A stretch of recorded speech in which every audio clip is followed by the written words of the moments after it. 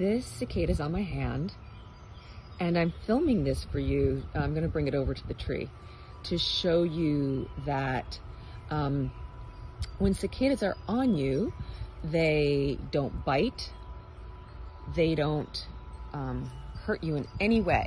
So they don't bite, they don't sting, and you may let one rest on you if it lands on you. No need to panic, okay? So it's not one of those bugs. You're not going to catch a disease from it.